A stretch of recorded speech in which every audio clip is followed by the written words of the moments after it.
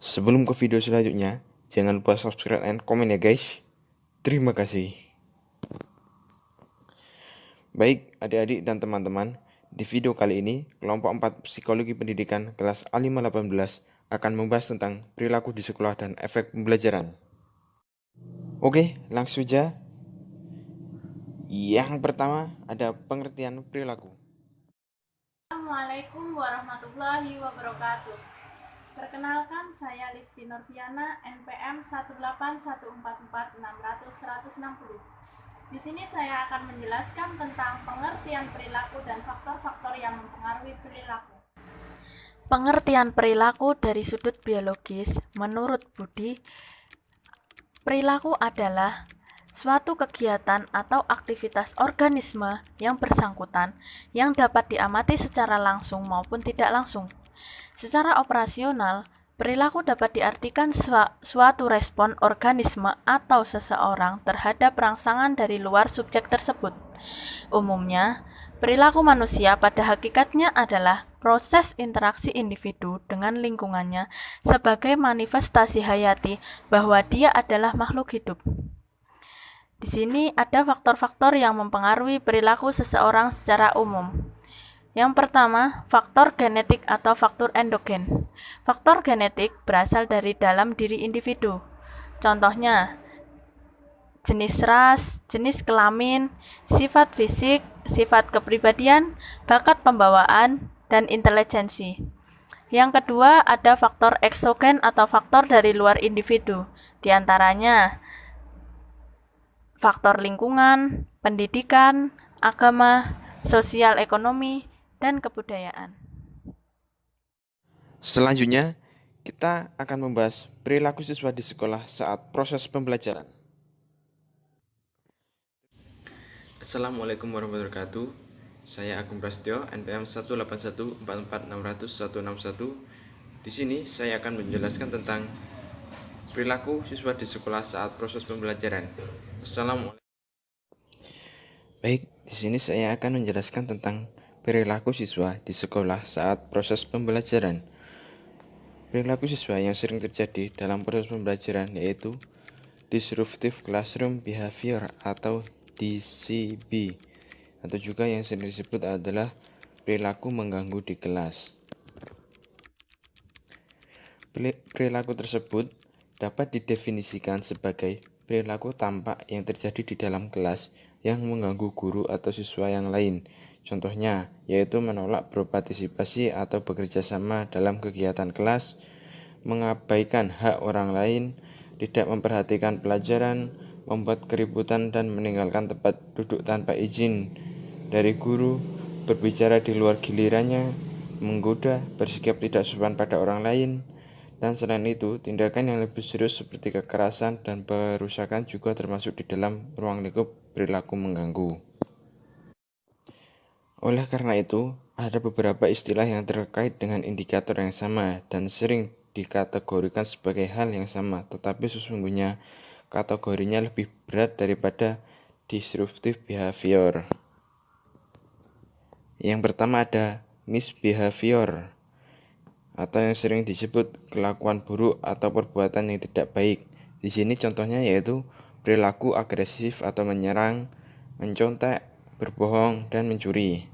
Terus yang kedua ada misconduct, atau yang sering disebut adalah kelakuan jahat.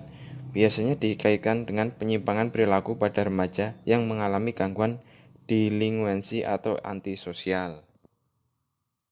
Apa saja sih efek perilaku siswa di dalam pembelajaran?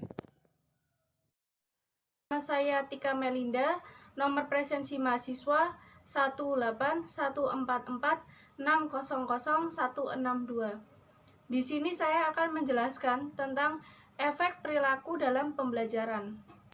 Efek perilaku siswa dalam pembelajaran yang pertama adalah belajar 1 hari penuh mengakibatkan anak mudah stres dan depresi.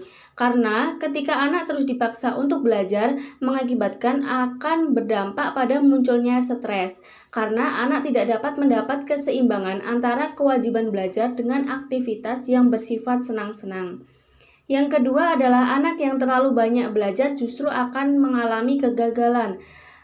Artinya, anak kelihatan belajar terus-menerus sepanjang hari. Sebenarnya anak tak sepenuhnya mendapatkan ilmu yang telah dipelajarinya. Karena terlalu banyak asupan yang diterima tak sesuai dengan kemampuan menyerapnya yang masih kecil. Yang ketiga, terlalu banyak membuat anak belajar akan menjadikan anak kurang bersosialisasi dan takut menghadapi dunia luar. Dampak buruk lainnya, ketika membuatnya belajar terus-menerus di dalam sebuah ruangan, akan membuatnya sulit bersosialisasi dengan anak-anak dan orang lain.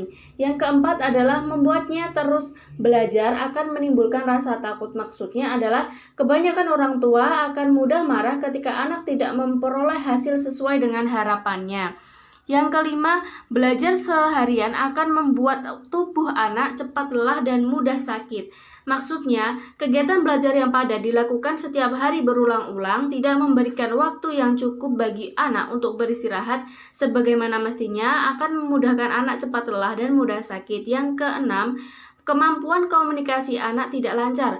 Anak pun akan sulit untuk mengekspresikan emosinya. Yang ketujuh, tidak peduli dengan lingkungan sekitar atau orang-orang yang ada di sekelilingnya.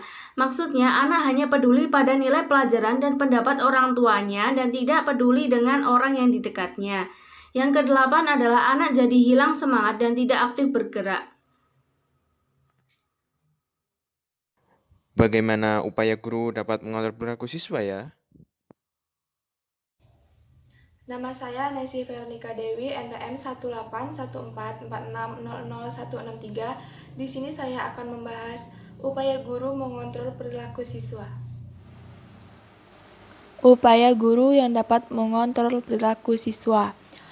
Peranan guru sebagai pendidik sangat penting di dalam menyiapkan generasi muda yang handal, yang mampu membangun bangsa dan negara. Adapun nilai-nilai yang perlu ditanamkan secara kontinu kepada siswa dalam upaya membentuk mentalitas yang bermoral tinggi adalah sebagai berikut. Yang pertama ada nilai budaya yang senang menghargai mutu. Nilai budaya ini perlu ditanamkan kepada siswa agar kelak menjadi generasi yang selalu ingin berprestasi, bekerja dengan tujuan menghasilkan karya yang baik. Yang kedua, ada nilai budaya yang senang bekerja keras. Nilai budaya ini berkaitan dengan mau bekerja untuk mencapai sesuatu yang diinginkan atas usaha sendiri dengan cara-cara yang benar dan jujur. Yang ketiga, nilai budaya yang percaya pada diri sendiri. Nilai budaya ini berkaitan dengan keyakinan atas kemampuan sendiri dalam menyampaikan tugas-tugas yang dibebankan kepada yang bersangkutan. Yang keempat, nilai budaya yang disiplin murni. Nilai budaya berdisiplin murni berkenaan dengan sikap-sikap siswa di dalam mematuhi tata tertib di sekolah secara sadar, bukan karena terpaksa.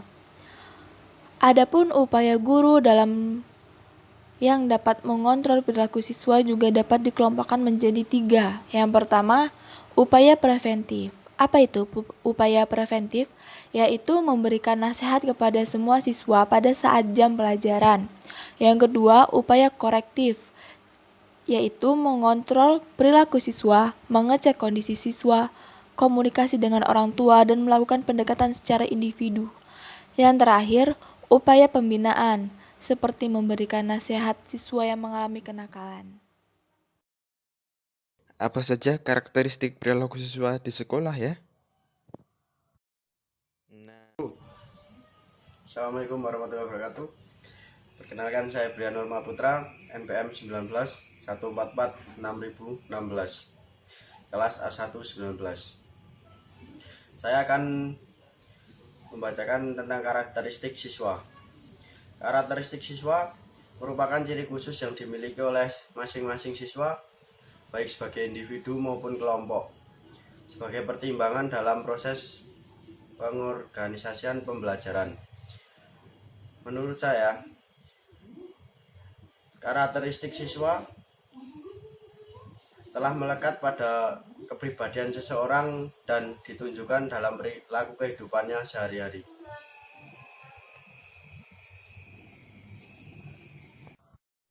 Nah, itulah yang dapat dijelaskan dari kelompok kami. Kurang lebihnya mohon maaf dan terima kasih. Ingat, Jangan lupa subscribe ya guys. Assalamualaikum warahmatullahi wabarakatuh. Wassalamualaikum warahmatullahi wabarakatuh. Wassalamualaikum warahmatullahi wabarakatuh.